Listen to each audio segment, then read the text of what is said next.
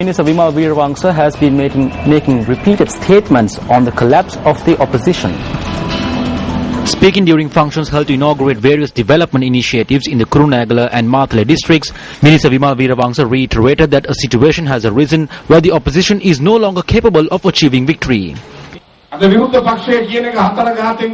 opposition parties are on their knees. They no longer have political slogans to build political forces. They are struggling by clinging on to bogus slogans. It will not work.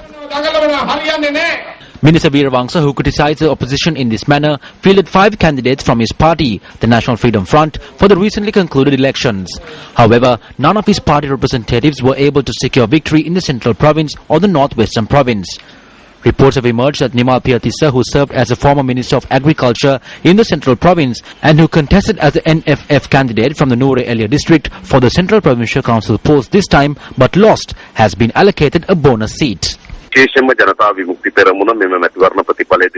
JVP will inspect these election results carefully and formulate our path for the future.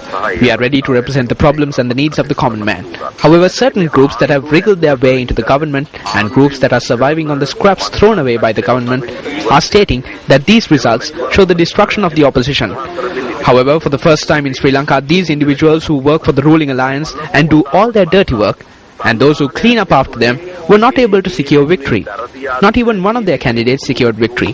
They now have to rely on the scraps thrown out from the alliance. They now survive by obtaining bonus seats. Individuals who shout about the collapse of the opposition should first reflect on their existence, which has been restricted to surviving on scraps that are thrown out.